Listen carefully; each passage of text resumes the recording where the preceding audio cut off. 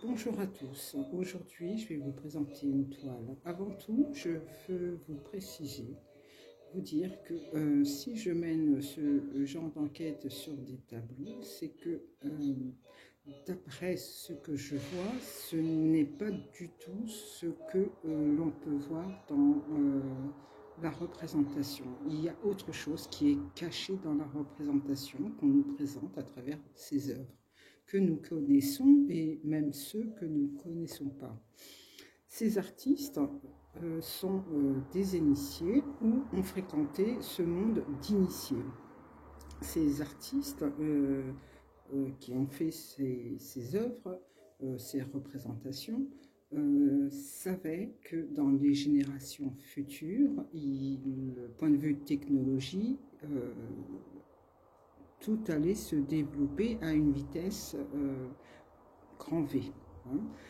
Donc ces artistes nous ont laissé des messages à travers ces œuvres, ces représentations. Ils ne pouvaient pas le faire par écrit parce que certainement c'était très surveillé et ce qu'ils avaient vu à cette époque ou entendu ou à travers leur entourage, à travers leur connaissance, leur savoir, ils ne pouvaient pas le dire à travers les écrits. C'est uniquement par la représentation, c'est-à-dire l'étoile et l'architecture aussi, comme vous pouvez le voir.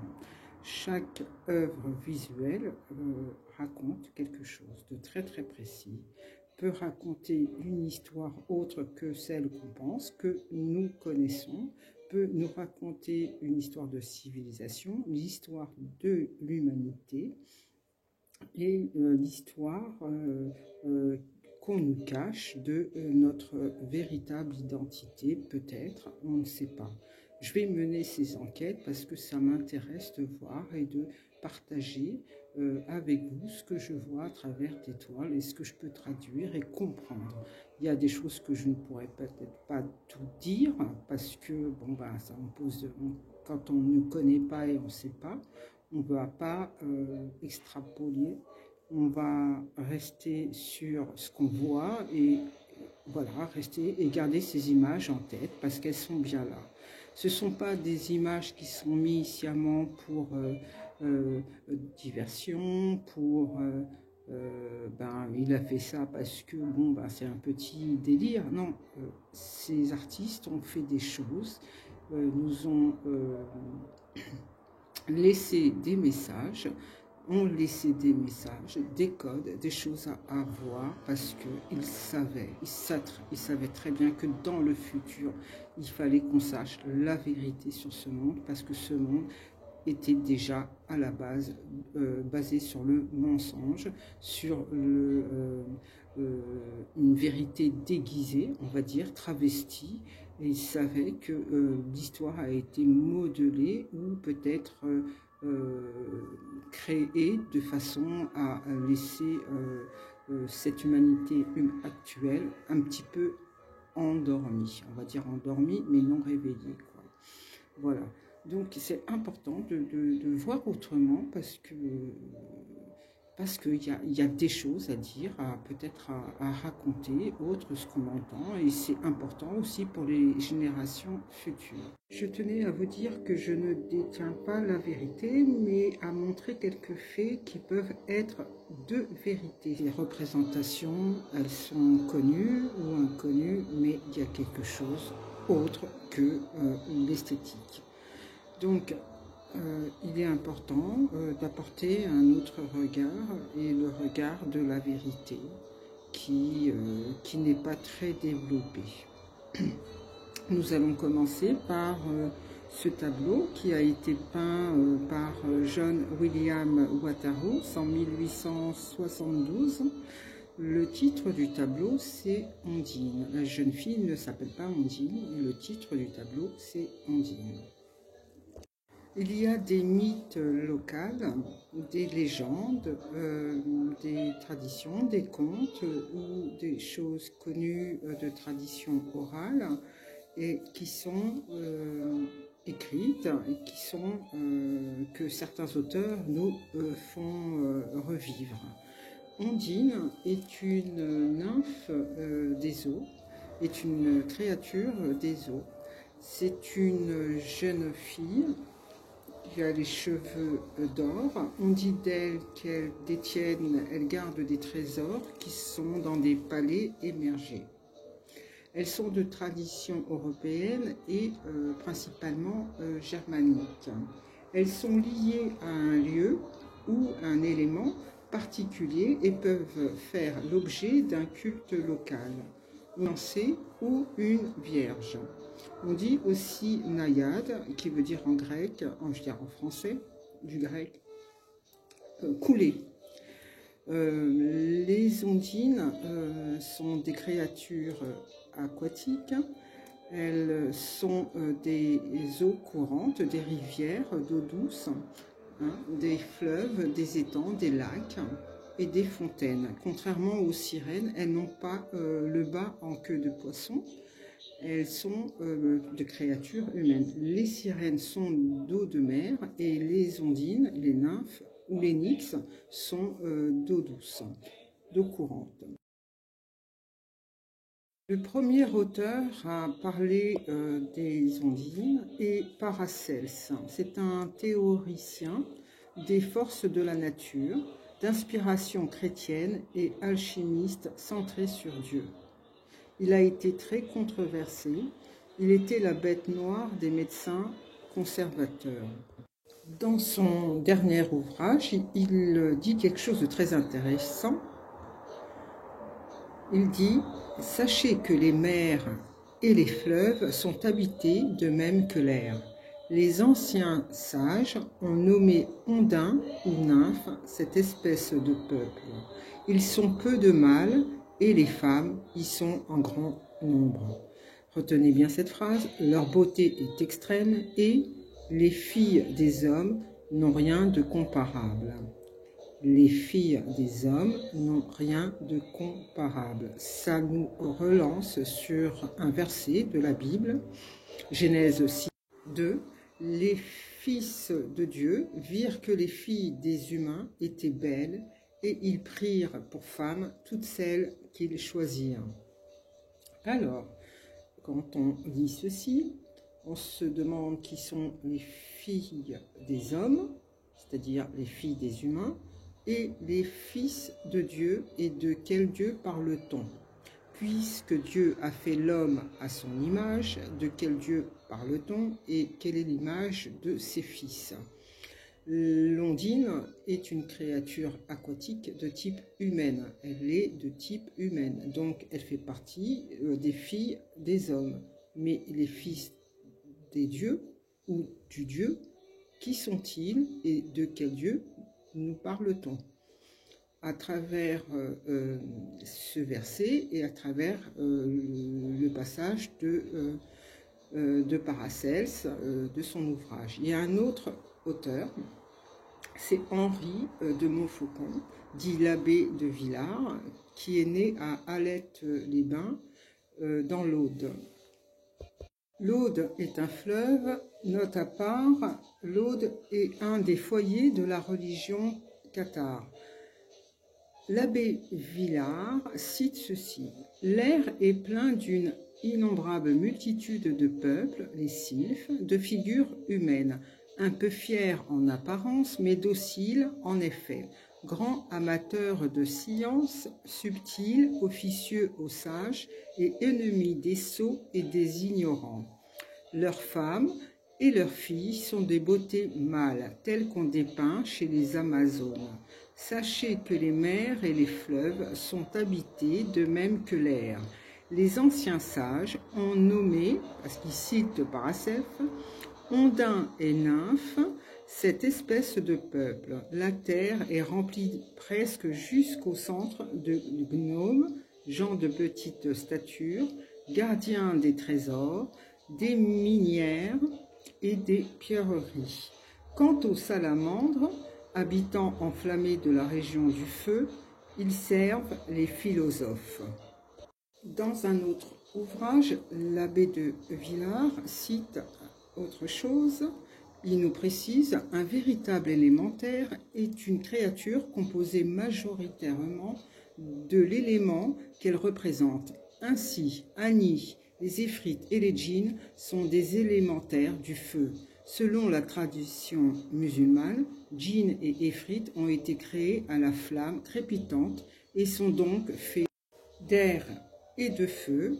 Quant à l'homme, lui, il a été de l'eau et de la terre, la boue ou argile primordiale.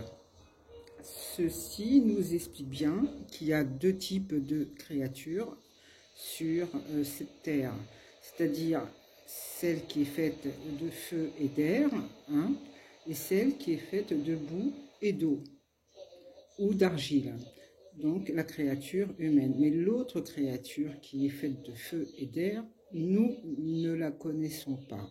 Ce sont des créatures qui vivent sur cette matrice artificielle, qui sont bien présents comme les humains, ceux qui sont faits de boue, d'argile et d'eau, de matière primordiale et originelle. Donc, ces créatures, dites entités, faites de feu et d'air, sont des entités. Hein. Les djinns, les afrites sont des entités. Celles qui sont faites de boue, c'est-à-dire d'argile et d'eau, sont de créatures humaines, sont des humains, sont de nature humaine, sont de l'origine.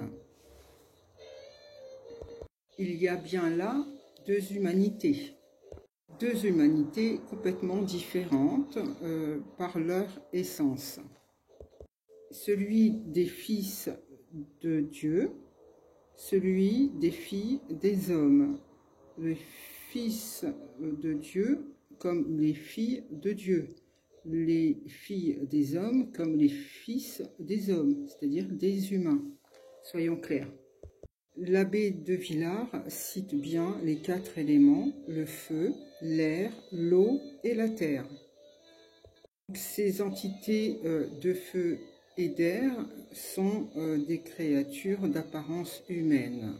Autre information concernant l'abbé de Villars, il a été assassiné pour avoir dévoilé des secrets de l'art magique dans son ouvrage Le Conte de Gabalis. Il y a eu aussi d'autres histoires de rivalité familiale et de vengeance.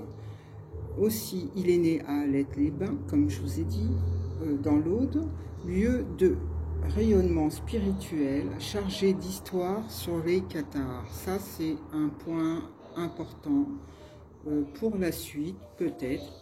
J'ai parlé de Ondine et j'ai parlé de ces deux auteurs qui citent et qui expliquent la nature, comment elle est dans son essence. On comprend bien qu'il y a deux humanités ou deux mondes complètement différents qui vivent ensemble dans une matrice, et cette matrice, elle est artificielle. Tout est en lien avec l'eau. On voit bien que l'humain est maltraité, l'humain est malmené, incompris, que l'humanité est en décadence, il y a la violence, il y a le mensonge qui prône, il y a le rapport de force, le pouvoir qui est là, qui nous crée une espèce d'illusion.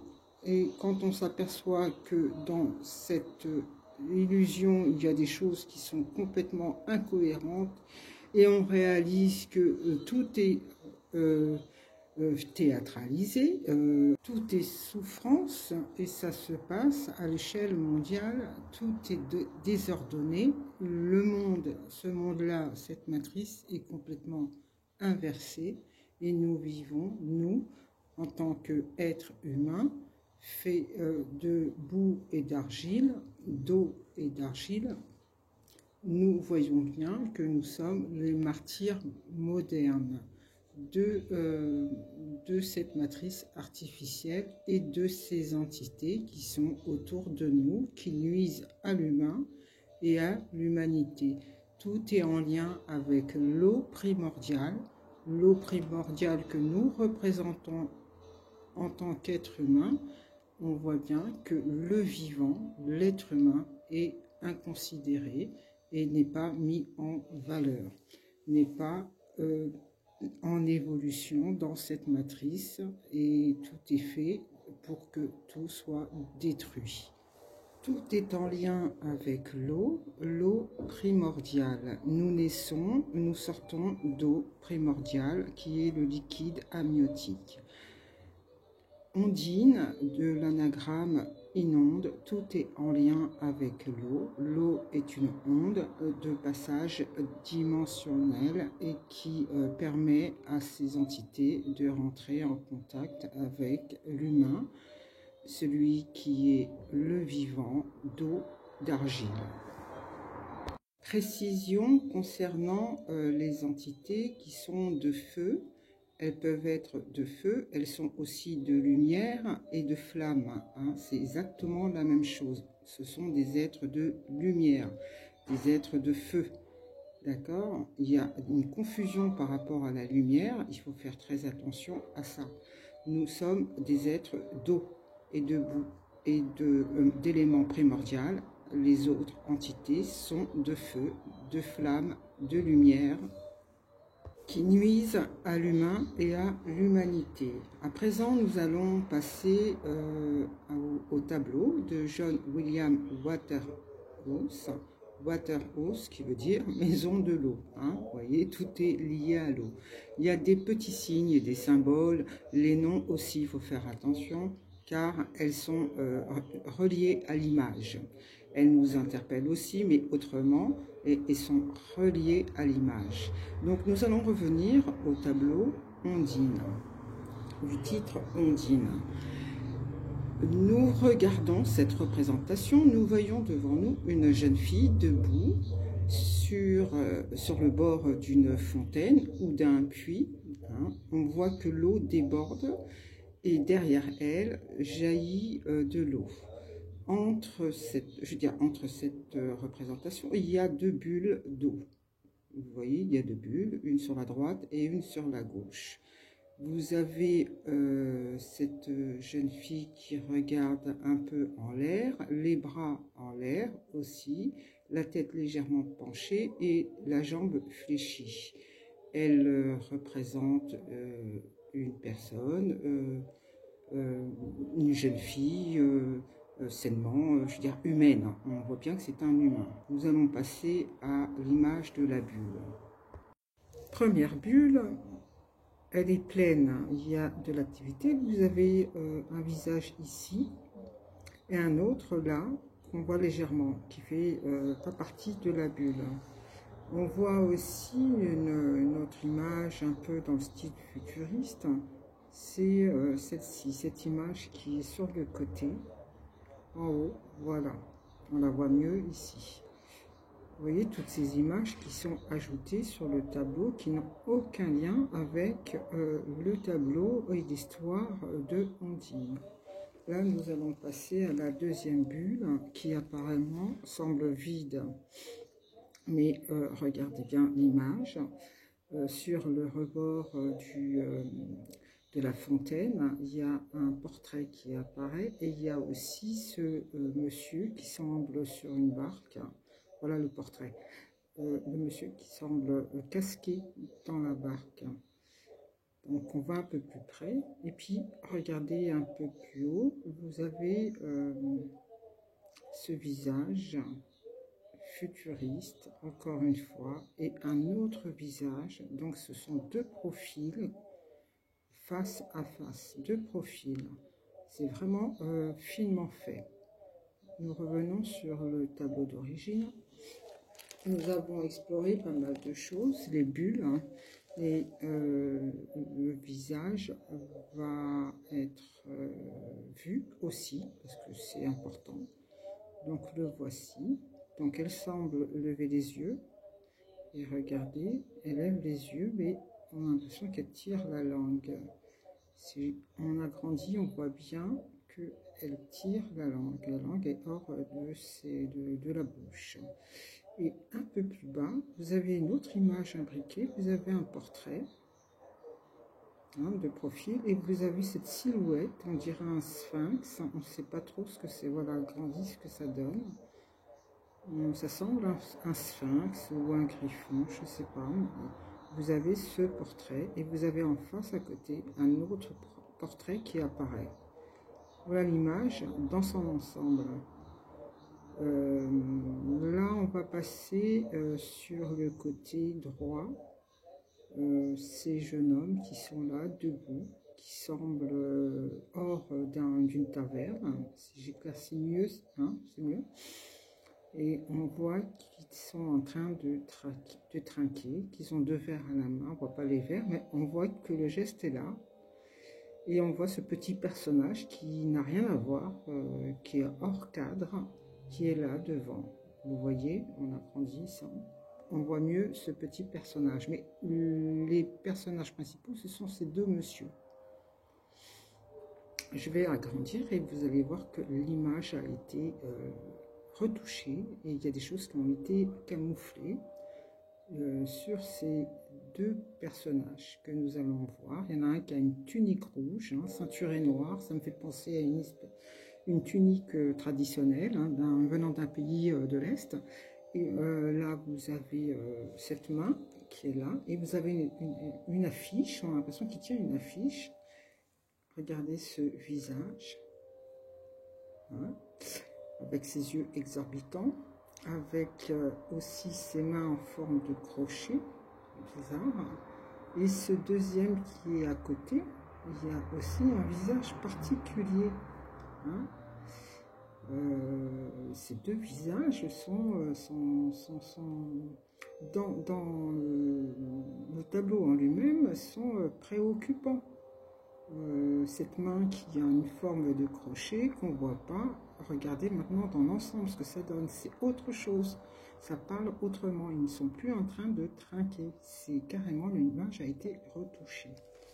Donc nous allons venir à Ondine et nous allons voir le côté gauche qui mérite aussi d'être vu parce qu'il parle aussi.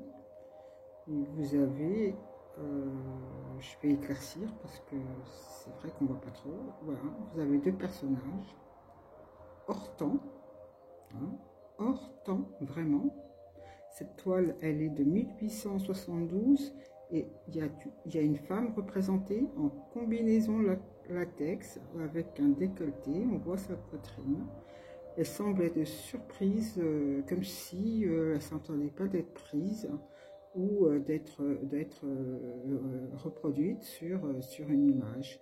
Et il y a ce monsieur en chapeau haut de forme juste derrière elle. On voit sa tête, on ne voit pas trop la silhouette, mais on voit quand même qu'il a un chapeau et que c'est un personnage aussi, tout comme elle. Il y a une différence de taille, mais le personnage principal qui est là, c'est cette femme en combinaison style latex sur une toile de 1872. Voilà. Il y a plein de choses à découvrir dans un tableau et plein de choses intéressantes. Nous allons voir aussi quelque chose de très intéressant. C'est ce côté gauche. Vous voyez sur le bas, c'est 3 messieurs. Regardez bien sur le bas.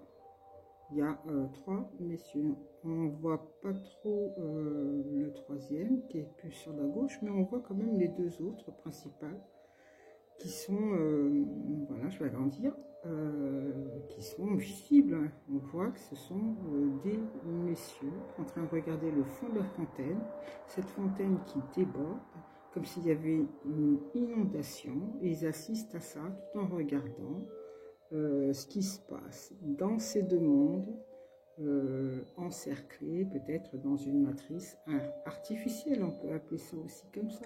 Mais il y a plein de choses à raconter quand on voit des images, mais celle-ci, elle parle. Il y a quelque chose qui se passe. Ces messieurs ne sont pas ordinaires. L'autre est vert, a un chapeau rond, et le premier a un chapeau haute forme. Voilà cette image que je voulais vous montrer. qui est assez spéciale, que vous connaissez cette image, vous l'avez vue quelque part et elle représente quelque chose qui circule beaucoup sur Internet. Si vous êtes intéressé par l'histoire de l'humanité, vous connaissez ce personnage. Si vous connaissez l'histoire des civilisations, vous avez déjà vu ce personnage. Il ressemble à une image que vous avez vue ou regardée à travers certaines vidéos. Regardez juste en dessous de cette tête d'oiseau, vous avez une tête humaine qui est bien présente, qui est casquée, qui porte un casque. Donc ce corps d'oiseau est une espèce de combinaison, on peut dire ça. Et vous avez en bas, juste en bas, un sac qu'on appelle, que vous connaissez bien, le sac des dieux. Voilà l'image à côté qui peut sembler se rapprocher de cette image. Regardez le cou de ce génie à tête d'oiseau et il y a un autre portrait juste à côté. Mais on voit bien qu'au-dessus, il y a une tête. C'est une combinaison de voyage, c'est une combinaison d'astronautes, on va dire ça, qui est représentée. Là, regardez, pareil. Et là, vous avez d'autres figures qui apparaissent dans le même style, hein, d'image de ce génie oiseau de la Mésopotamie et la main crochue surtout. Donc vous voyez bien que ces images, il y a des portraits, c'est une combinaison de voyages, ce n'est pas un dieu oiseau ou une quelconque figurine. Regardez dans cette image, on voit bien qu'il y a une tête humaine là. Voilà, on la voit mieux là à présent. Vous avez aussi cette figurine hein, du Pérou. Et on retrouve aussi les mêmes, hein, comme quoi les civilisations se rejoignent. Ils ont eu les mêmes histoires.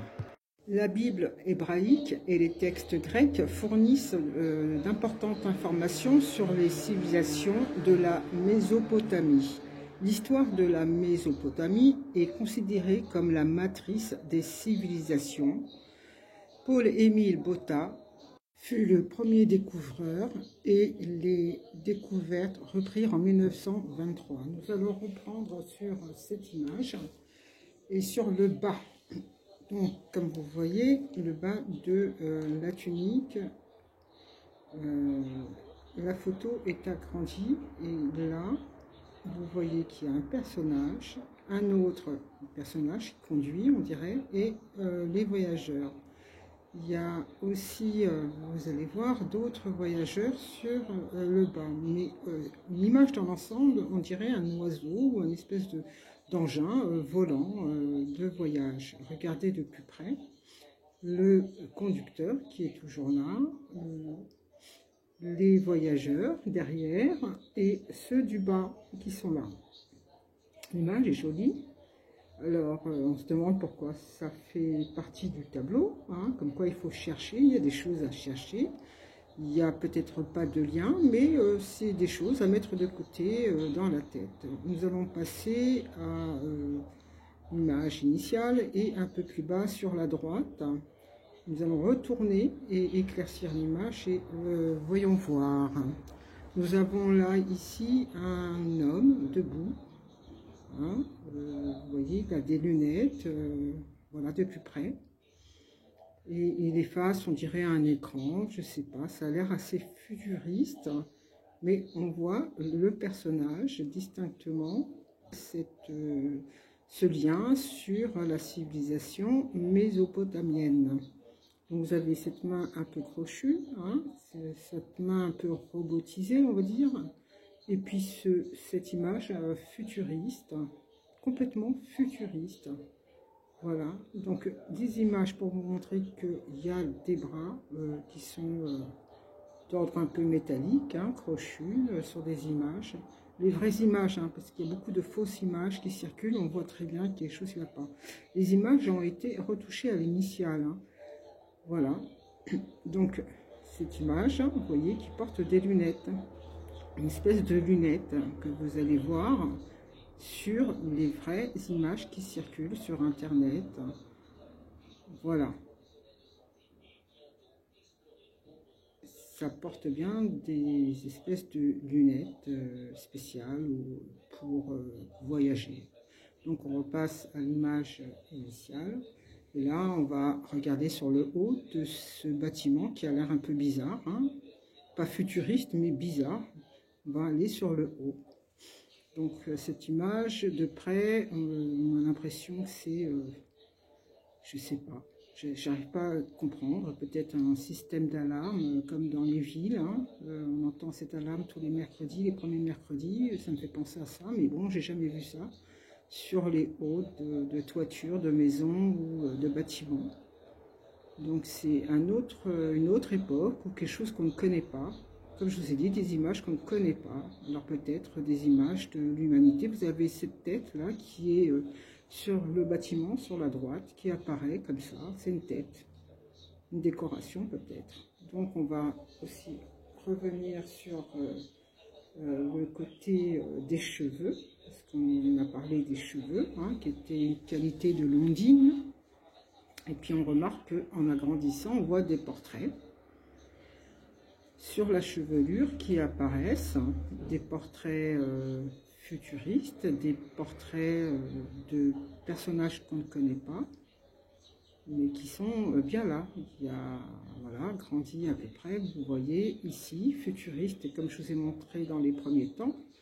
Mais regardez aussi tout le long et sur le haut, là, regardez ce portrait, on dirait une reine. Et puis là, je ne sais pas si c'est un portrait, mais je pense que c'est un portrait parce qu'agrandi, on voit mieux les traits. C'est autre chose, d'une autre qualité. Et c'est, voilà, c'est particulier. Voilà de plus proche. Et puis on voit bien les traits des personnages qui sont sur la chevelure, qui sont masqués. Même sur la poitrine, regardez. Hop, vous avez un portrait là de profil. C'est très bien fait et très bien dissimulé parce que ces images, comme je vous ai dit, elles ne sont pas là par hasard. Elles cachent quelque chose ou peut-être une histoire de l'humanité qui n'est pas dite et qui est couvert sur autre chose. On va revenir à l'image, au tableau de John William Waterhouse du titre de Ondine. J'ai longtemps cherché la représentation, ce qu'elle peut signifier, et j'en ai déduit qu'elle était en train de mimer une action, qu'elle était en train d'exprimer quelque chose à travers une image. L'action qui m'est venue, c'est cette action. La décapitation. L'action mimée, c'est la décapitation. Elle n'est pas en train de crier victoire, ni de prier. Elle est en train de mimer une action et c'est son action ou ce qu'elle a subi qu'elle est en train de mimer. Donc, il y a une période bien précise où on exécutait sans jugement des personnes au bon vouloir de certaines noblesses. Cette pratique qui s'appelle la parade haute bras parallèle dans sa technique était courante, c'est bien précis. En Angleterre, on appelait ces exécutants, hein, ces accusateurs, on les appelait les appelants. Donc là, vous voyez dans l'image des chaussures. Hein, je ne sais pas si ce sont des chaussures ou de queue de serpent, mais bon, ça porte à confusion. On ne sait pas ce que ça vient faire dans l'image. Mais bon, c'est juste un aparté. On revient à l'image d'Ondine. On voit l'action. On voit qu'elle mime quelque chose. Elle est sur le bord d'une fontaine et cette personne n'est pas en train de prier ni de crier victoire, elle mime une action, l'action de décapitation. C'est Sainte Quitterie. C'est une vierge de sang noble wisigoth. Elle fut décapitée et selon la légende porta sa tête entre ses mains. C'est une sainte vierge. Et selon la légende gascogne, après sa conversion au christianisme, refusant la main d'un prétendant, s'échappa, puis fut retrouvé pour y être décapité. Et toujours selon la légende, qui dit que sa tête toucha le sol, d'où jaillit une fontaine. Voici la crypte de l'église Sainte-Quitterie d'Aire-sur-Adour.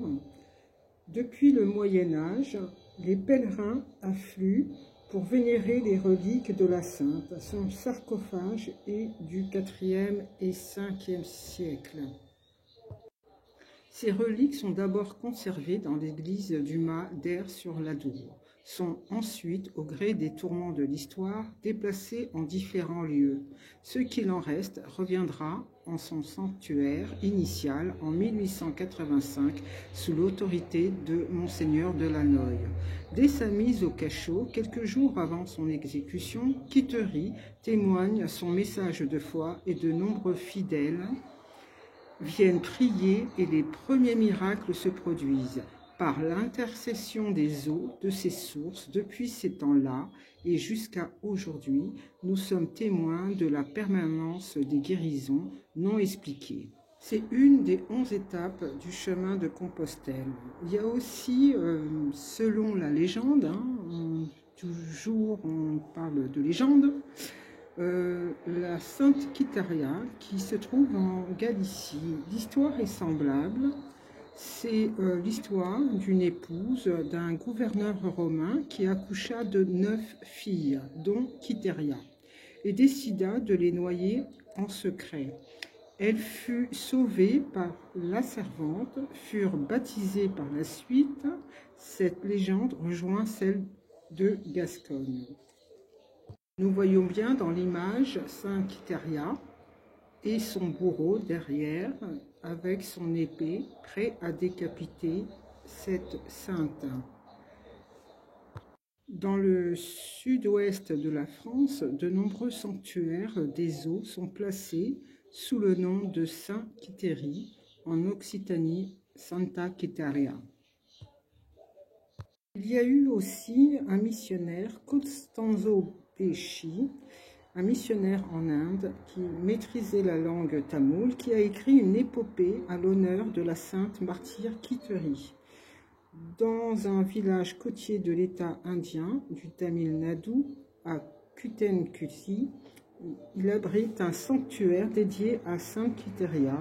Ce sanctuaire attire jusqu'à aujourd'hui des milliers de pèlerins. Je vais vous citer quelques passages de la prière de la soi-disant légende.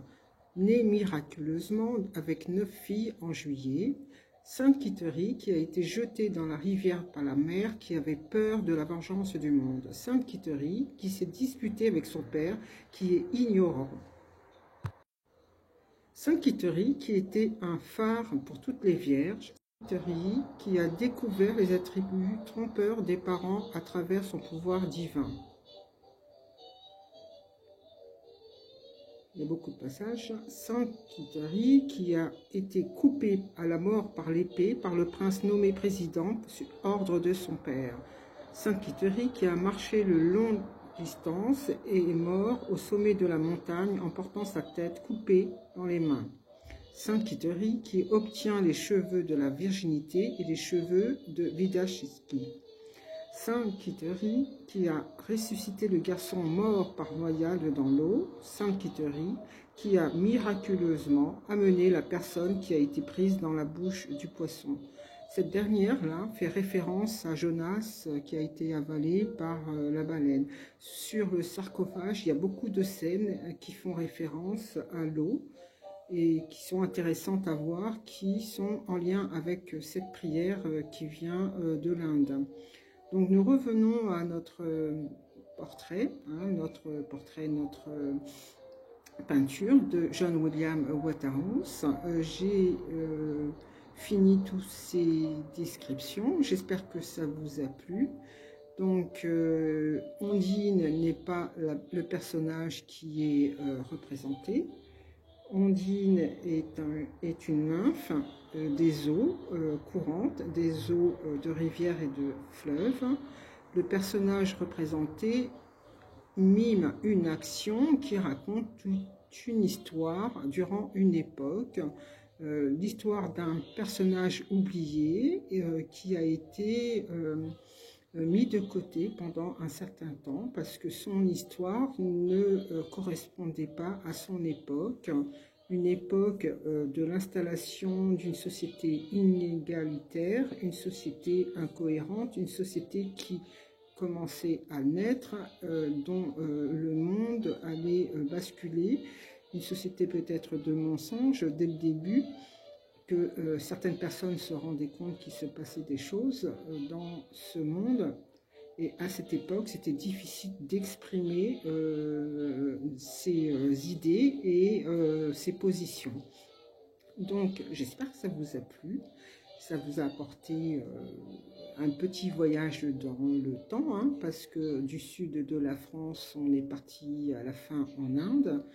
Il y a beaucoup de choses qui sont liées, il y a beaucoup de choses qui sont oubliées, et des tableaux comme celui-ci nous racontent beaucoup de choses. Et toutes ces images qui sont sur le tableau, autres que l'histoire de Sainte-Quitterie ou de Ondine, sont vraiment du tableau.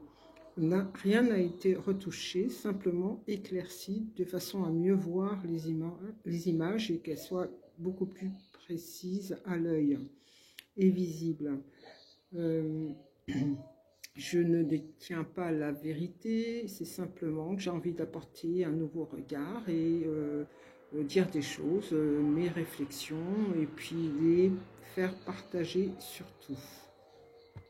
Aussi pour vous dire que les légendes, les traditions, les cultes, les mythes et tout ce qui est de coutumes régionales sont, pour moi en tout cas, pas de l'ordre de la fiction. Il faut chercher parce que ce genre de choses, si ça circule, s'il y a eu des écrits, c'est qu'elles ont existé. À cette époque, on n'avait pas le temps de créer, on était dans l'écriture de choses, d'avoir de la matière pour pouvoir les partager aux futures générations et laisser des traces ainsi qui sont importantes, qui racontent l'histoire d'une région, d'une ville, d'une personne, une situation, un fait bien précis et un moment, une période oubliée. Il y a des personnages comme cette jeune femme que je ne connaissais pas, que j'ai appris au fil du temps grâce à ce tableau et j'en suis assez contente. Je trouve qu'il y a des choses que voilà, il faut en parler et dire, et puis parce qu'à l'époque actuelle, tout se perd, les valeurs, les coutumes, les traditions, les écrits, on fait plus attention parce qu'avec cette technologie développée qui est peut-être arrangeante, hein, on va dire, parce que c'est un outil avant tout, il y a des choses qui se perdent. Quand vous recherchez quelque chose, vous allez voir que vous n'avez pas tout de suite un résultat. Vous avez des choses qui sont d'actualité et pas ce que vous recherchez de la période voulue. Donc, ce tableau a le mérite d'être connu autrement que Ondine, et il a un long chemin, une longue histoire. Et ce qui est représenté, autre que Ondine et puis Sainte-Quitterie, je trouve qu'il faut garder ça dans le coin de sa tête, parce que ces images, elles ne sont pas là par hasard, ce n'est pas une faute de l'auteur ou de l'artiste, c'est placé là, caché, pour que ça soit dévoilé, comme je vous ai dit, par les futures générations qui sont dans la recherche et puis qui ont les outils pour rechercher et qui sont avancés, point de vue technologie surtout. Donc voilà, je finis ce petit passage, je vous dis à très bientôt et puis n'hésitez pas à revenir sur ces présentations que je fais, j'en ferai encore d'autres parce qu'il y a des toiles qui ont le mérite d'être voilà, présentées de cette manière et pas de la manière académique et classique ou comme simple décoration pour faire joli et pour l'œil. Il y a autre chose, des messages cachés laissés pour les futures générations, des images qui sont très intéressantes parce que l'humanité, on ne connaît pas, mais nous ne savons pas d'où nous venons exactement et qui sommes-nous véritablement dans cette matrice artificielle. Que faisons-nous? Vous avez cette personne devant vous avec ces deux mondes dans un cercle. Ce cercle, c'est la matrice artificielle. Ces deux mondes qui sont complètement différentes. Merci à vous. Au revoir.